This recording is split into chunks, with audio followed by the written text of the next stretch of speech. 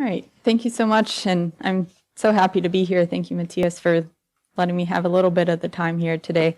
As he said, I've been spending the last 2 weeks here at Brandforsk, and it's really been a great opportunity. We've got a beautiful country here, and I've really enjoyed my time here, and I'm glad I get to share a little bit of the work that we're doing. So I just wanted to cover the project that Brandforsk is supporting. It's on ITM data exchange model.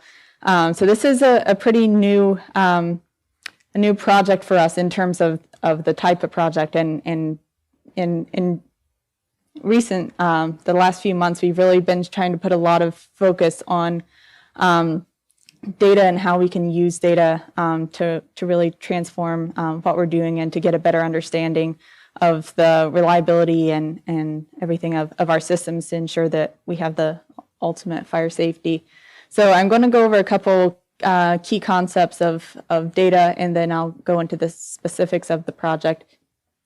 But this is a concept from the world of cyber physical systems. So everything is really becoming more sensor rich, and we've always been collecting data for years, maybe not in the ways that we're starting to collect data today, but we have tons of data available out there. But we've never really processed it and analyzed it in the way that we can today to really drive decisions and to get analytics out of it. But the three core concepts of any type of database project is collecting the data, processing the data, and then delivering the data. But there's a lot of challenges trying to transform some of the data that we've been collecting in the past, and some of the challenges with the formats and how all that's collected. Being able to capture enough of the data in a way that that we can actually apply analytics to be able to deliver data and deliver insights out of that is the challenge. But we have data in everything that we do. There's data all throughout our cell phones, right? You get a notification anytime something happens in your home, or the security system is turned off or whatever. We have data at our fingertips, and now we're starting to see the potential of that and how it can drive some of our decisions. So this is an analogy that really puts into context data and everything that we do with it. So this is a quote from Clive Humbly, but the concept is that data is the new oil. It's valuable, but it's unrefined. Pure data is typically unrefined, and it can't really be used. So with oil, it has to be changed to gas and plastic chemicals and other things to create a valuable entity. So data, much like oil, has to also be broken down, analyzed in order for it to have value.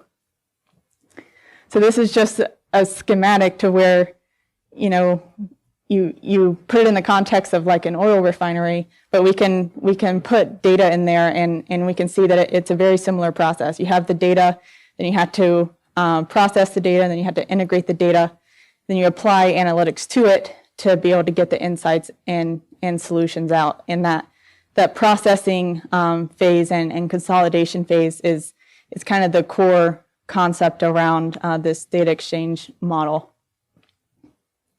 So here we looked into the finances, over the years, and you saw in 2011 at the top of the stock market, it was all of these oil companies, and now you see over time it's changing, and it's all these tech and data companies. So we can see this huge transition and how everyone is really seeing the power of data. So the data exchange model, this is specifically focused on ITM data. This phase is NFPA is doing some other work on fire service data, and then also community risk reduction data on some of the fire department activities that they're collecting a lot of information on, trying to understand what are those risk prevention efforts that they're doing out in the field, and how can we show the value of those efforts. But then there's been a huge industry push from all of these different sectors that are shown on the screen, whether it be the authorities and the inspectors or the facility managers, the contractors, codes and standards group researchers. There's been a huge consortium of interest in trying to pour money into ITM data and how can we collect a lot of this data, analyze it, and try and do predictive analytics and to support preventative maintenance on fire protection systems and things like that. So they all have a little different purpose in terms of what they see their use case is in consolidated data, but ultimately they're all in support of the same goal. But there's a lot of different things that we could do if we can get a standardized data set, and that could be from enabling performance-based compliance programs to trying to inform preventative maintenance, to trying to better understand the risk or the baseline reliability of our systems that are currently in place, and even to helping ensure compliance from the authority standpoint. So this, Thomas mentioned this concept earlier, and this is the NFPA Fire and Life Safety ecosystem. So this is a big element that we're really talking a lot about at NFPA, but the whole concept around this is that fire safety can't work independent of each other. So there's all these different groups involved, and there's all these different sectors. You have to have government responsibility. We need to have good codes and standards. We need to ensure that we're investing in safety. We need to have a trained and skilled workforce. We need to ensure code compliance, inform the public, help prepare the emergency responders. But you can put this into about any concept in fire safety. And when looking within this broader concept, we want all of these 8 components to work together at the same time. So in thinking about the reliability of our safety systems, how can we use ITM data to help improve the overall fire and life safety ecosystem? And when you put it into this context, ITM data, it can provide a scientific basis to the requirements to try and encourage code adoption. It can be used to help us develop training and target things that, are maybe commonly overlooked in inspections that we see a lot of failures in. We can help prioritize inspection follow-ups and overall code compliance. So there's a lot of different examples here, but ITM data can help us inform all of these sectors to try and improve overall fire and life safety. So at the Research Foundation, there's been a huge push from industry, specifically facility groups, but now much more broadly than that, whether it be insurance, research organizations, and many others. But in the past, we've primarily focused on fire pumps, and can we collect data on fire pumps and then do analytics on it, try to better understand our failures. We've had a lot of workshops on this topic, and then we did another project that did predictive analytics in 2018. But all of these projects had very similar challenges, and the challenges were still with trying to collect data and collecting it in enough quality and in quantity, and then a lot of issues regarding data privacy and security and ownership, and then also the diversity of the formats and the type of data that we had. So there's a lot of challenge, and it was preventing us from being able to really do analytics on it. So we're taking a new approach with this ITM data exchange, which is now underway, to try and resolve some of these issues. And we wanted this approach to be more repeatable and sustainable, and try and optimize the processes for being able to do large-scale collection of data. And then we want to be able to provide value back to the fire protection community as a whole. Anyone that has a facility, at least in the U.S., most of our facilities have some type of sprinkler system or some type of safety system. The authorities collect data on it, the contractors and inspectors collect data on it, but we're not all talking to each other. And research that we're conducting it's not all being tied together. So we're trying to build a system that can support that. So what we found is that everyone has data, everyone wants the analytics, but no one has any incentive to change the current strategy of what they're currently doing. So what this model is aiming to do is to be able to allow people to submit data as is and do nothing to change what they're doing on their end. Because when you say, okay, we want all of your inspection data from the past year, but would you please change all of this into our form in this format, because this is the only way that we can accept it and give you any insight out of it.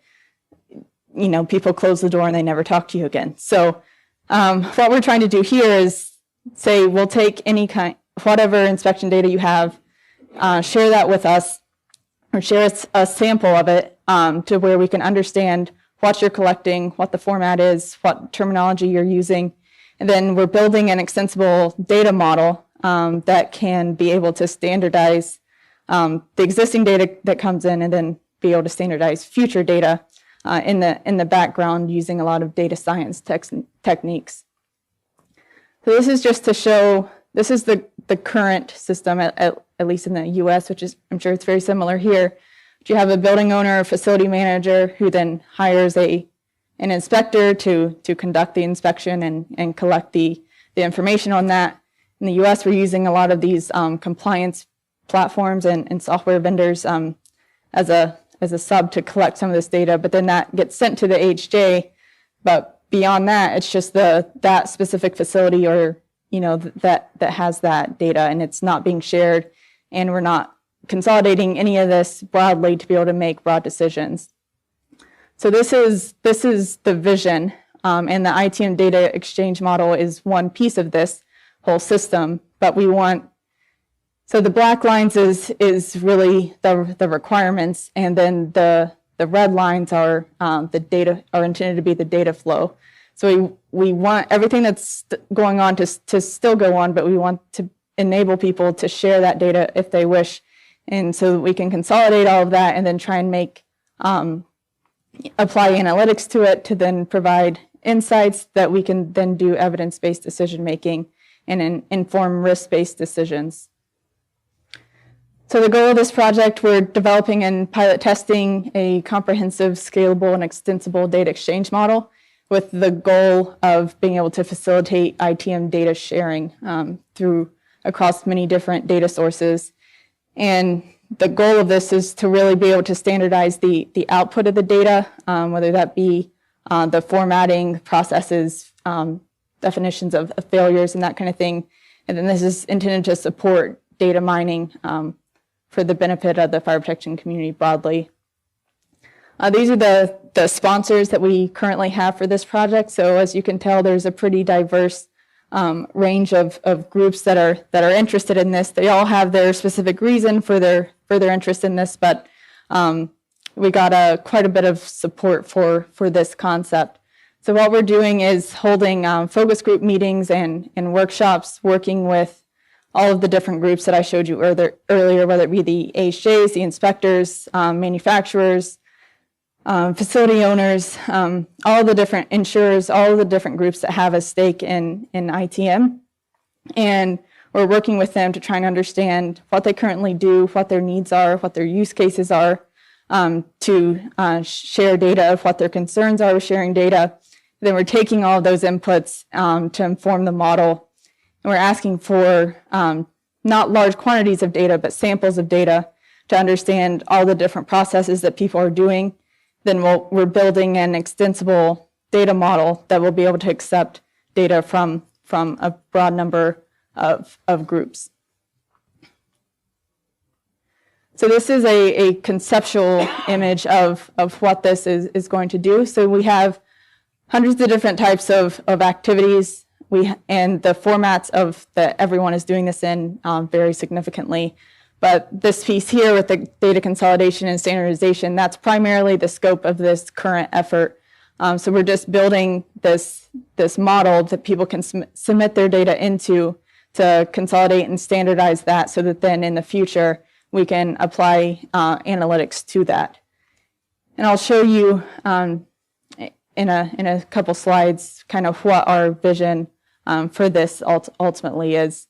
But the approach for this consolidation and standardization piece, we're using a more novel approach. We're using knowledge graphs, specifically the RDF approach. This is more of in the data science world. But typically, when we collect data, it's collected in a relational database, basically like a Excel sheet is equivalent of that. But what we found is that's very restrictive in terms of what you can collect and the format. So what we wanted to do is we don't want everyone to have to submit the exact same bits of data. We want to be able, if someone else collects a lot more information, we want to be able to accept that. If someone doesn't have all the information, we want to accept that as well. So we're using this knowledge graph approach, which it's a model basically of a knowledge domain. So we're using all this input from subject matter experts to incorporate what needs to be included in this, and then we apply intelligent machine learning algorithms to it. So it's basically, it's a bunch of nodes, and then the connections between that, which builds the relationships between the different data elements. So then we can take existing data sets and link the data together, and it can be structured or unstructured, and we'll still be able to utilize that. So the whole vision of this approach is that we can take data from a variety number of sources, apply apply some of these algorithms to it, and then it will allow us to hopefully use this data in a more meaningful and intelligent way. So this is an example of the knowledge graph approach and what that will look like. So it's not what we typically think in terms of a database, but what this means is we can build on this over time, and there's really no restrictions. So what you have is all of those boxes are nodes, which is either the subject or the object, and then all of these objects are connected with what they call an edge, which establishes the relationships. And it doesn't have to be a perfect linear relationship like this. Multiple things can be related to other items in different ways. So it's just building out the system, and then as you collect more data, the data will go into these individual objects as you collect more data on that over time. Yeah, and this is just a more close-up view, but then you have a descriptor of what that relationship is from this object to the next object. So within a building, you could have this office building here, which then has a sprinkler system, and that sprinkler system is a wet system, and within that wet system you have all of these components, and then you collect the data on those components, and it kind of builds out from there. So it's all based on really categorization and the relationships between there, and then it uses a lot of taxonomy to normalize a lot of the different terms. So what you submit may not be the exact term that is the standardized term that we use, but it uses a lot of machine learning and taxonomy definitions to relate these different phrases and recognize that they essentially mean the same thing. So this is kind of our mock vision of what we expect this to eventually look like. So it'll allow people to submit data at their will, and we can also work with some of these software companies that are collecting data, where they can allow their clients, whether it be the contractors or the building owners, to opt in and allow certain data elements to be shared. Then they can upload this. It'll show them a sample of what they're uploading and how it has been converted to a standardized format, and they can suggest edits if it isn't captured properly. But then it will feed into this broader system, which will look like what is on top there with the graphical approach. So it'll show you a sample of that. But our vision is for this to not only be for inspection, testing, and maintenance, but can also include other types of data, whether it be for the facility or from the fire department or fire brigade. And we want to be able to build this out to get a broader picture of reliability and understanding our risk, what activities are going on, and then trying to use this data going forward to make decisions. So this is just another sample of, the screen that you could get in terms of checking to make sure your data is correct, and then you can also export data out. And the vision is to be able to import data into it, but then also being able to export genericized data to get a broader picture of the safety landscape. Does anyone have any questions on that?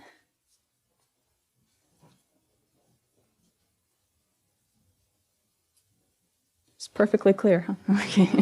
Just kidding. Yeah. It sounds very interesting and very promising. And but it's Brandtorsk is one of the sponsors. Yeah. Maybe this is not I don't know. Will we see a Swedish follow-up on this, or is it? Are we sponsors because we think we might benefit on the US data?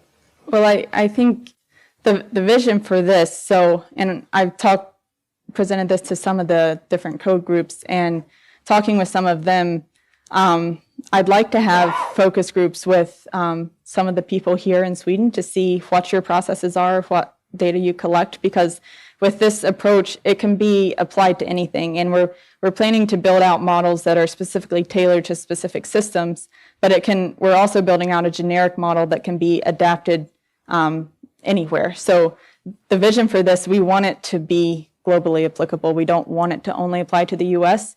So I had some conversations with them saying, would you be interested in participating in a discussion to help us understand what your systems are, what you collect, what your processes are, so then we can build out a model that also works here for your systems as well. And that's definitely within the scope of the project. Yeah. The reporting is into this database standardized. It will be standardized. Would that be an NFPA standard or something like that? So there's some recommendations in terms of data formats and how all of that should be within some of the standards.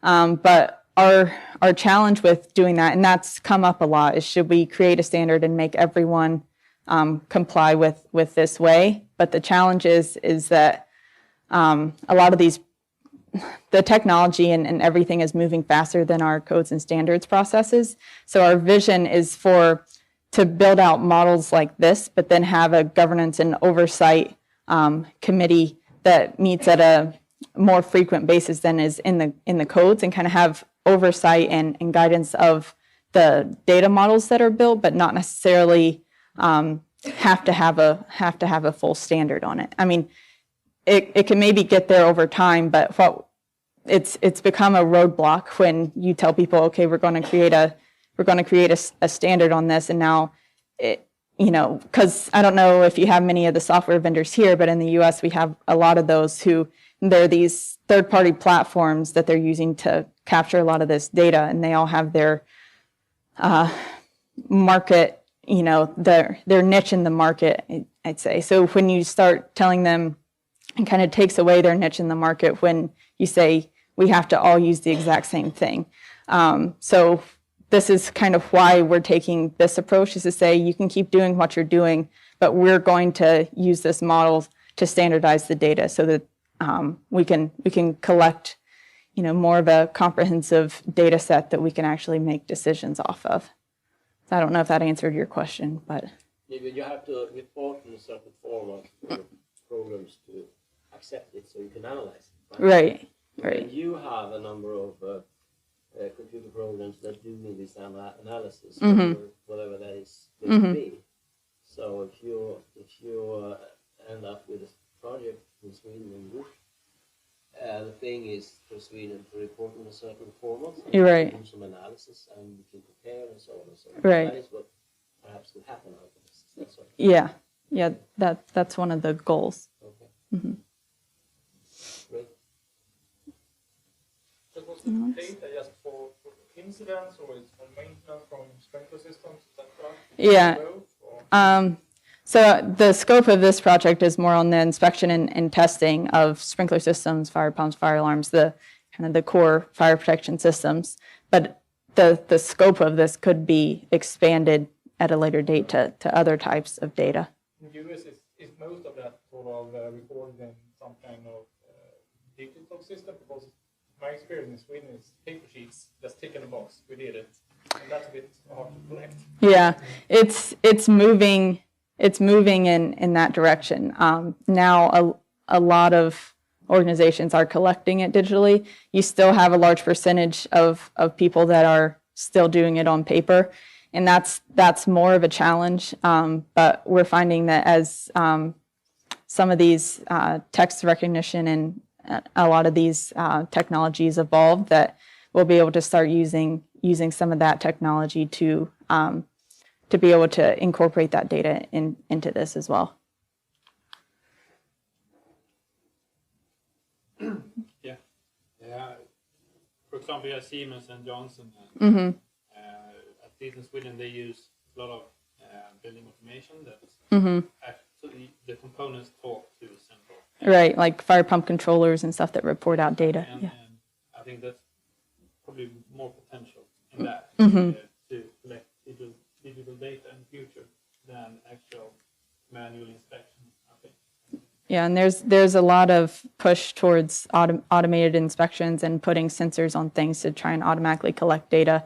And as that transition happens, it'll make something like this a lot easier if you can automatically submit that into there. But of course, you have a lot of privacy and who wants what shared, and so you have to have some form of barrier between ensuring that you're only accepting the data that they're willing to share and that kind of thing. But as the technology pushes forward, that's kind of the goal, to have data automatically feeding in. Of course, it's good to have a system for the future. If we have more data, we can put it into the system. Right. I guess the data today would be problematic to get into it. But of course, it could go very quick, and suddenly everything is digital. Yeah. That may be a reason why it is not made in Sweden. Yeah. Yeah, the third-party compliance platforms have really, they've gained a lot of ground in the past several years, and a lot of inspections are being collected in those platforms, and that makes this a lot easier, is when we can have them build an opt-in, allow their customers to say, I want to share data or not. I want to share these elements, and I don't want to share these. So it's being able to incorporate that into the different software systems that are currently out there. That provides a more direct link into a model like this. So that's a lot of where the industry has moved, and a lot of this is being driven by the authorities having jurisdiction, because it's giving them a visualization of, this property was inspected, this wasn't, this one didn't pass, to help them with follow-up. So they want some of these software solutions, and a lot of them are pushing the use of those.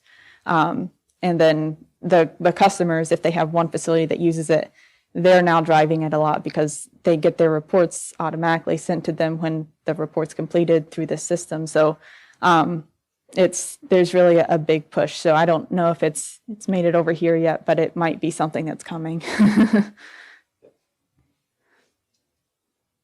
Okay, thank you. Thank you.